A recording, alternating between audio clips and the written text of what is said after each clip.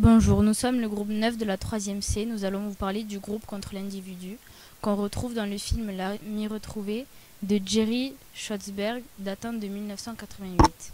En premier lieu, nous allons vous résumer l'histoire, puis on parlera de Hans et son passé, de la montée du nazisme et de l'antisémitisme et enfin du groupe contre l'individu. Tout d'abord, je vais vous résumer l'histoire. Ce film, qui se déroule dans les années 30, parle de Hans, un jeune Allemand de confession juive, et de Konrad, un adolescent issu d'une famille aristocrate influente. Konrad, qui est nouveau dans l'établissement, va commencer à se lier d'amitié avec Hans. Ils vont rentrer ensemble. Hans va inviter Konrad chez lui et le présenter à sa famille. Ils vont partir en vacances ensemble, mais Konrad ne va jamais présenter Hans à ses parents. Pendant ce temps, Hitler arrive peu à peu au pouvoir jusqu'à répandre son idéologie antisémite dans tout le pays.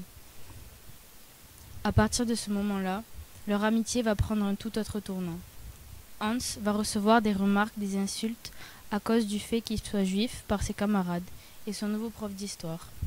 Konrad, sous l'influence de sa famille, qui soutient Hitler, va commencer à s'éloigner de plus en plus de Hans jusqu'à la rupture de leur amitié. Les nazis, devenus de plus en plus une menace importante, alors les parents de Hans ont décidé de l'envoyer aux États-Unis pour ses études. Là-bas, il y refera sa vie et changera de prénom. Il s'appellera Henri.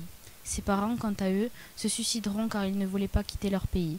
Hans revient en Allemagne seulement 50 ans plus tard pour récupérer les biens que ses parents lui ont laissés. Curieux de savoir ce qu'était devenu son ami Konrad, il se mit à sa recherche. Il apprendra plus tard, grâce au directeur de son ancien lycée, que Konrad a été exécuté car il a participé au complot contre Hitler. Maintenant, je vais vous parler du passé de Hans. Au début du film, nous voyons 4 scènes mystérieuses que nous ne comprenons pas directement. Au fur et à mesure du film, on comprend que ces scènes sont en fait des flashbacks de la vie de Hans quand il était encore en Allemagne. Ce voyage en Allemagne a débloqué chez lui des souvenirs lointains qu'il a voulu oublier. L'antisémitisme et son exclusion de la société l'a profondément marqué. Il a renié tout ce qui pouvait lui faire penser à sa jeunesse, comme la langue allemande ou ses amis d'enfance. Le passé de Hans se déroule dans les années 30. Dans le film, on peut voir l'évolution du nazisme au cours du temps. Le nazisme a reçu une immense part d'importance et de pouvoir en très peu de temps. Dans le film, tout commence avec de simples passages de SA devant le lycée, ou bien de troupes hitlériennes passant en arrière-plan.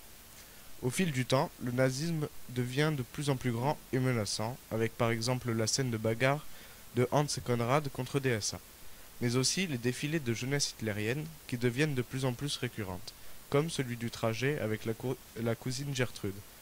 Ensuite, le Parti national-socialiste remporte les élections législatives. Cela renforce le pouvoir et l'autorité du parti nazi.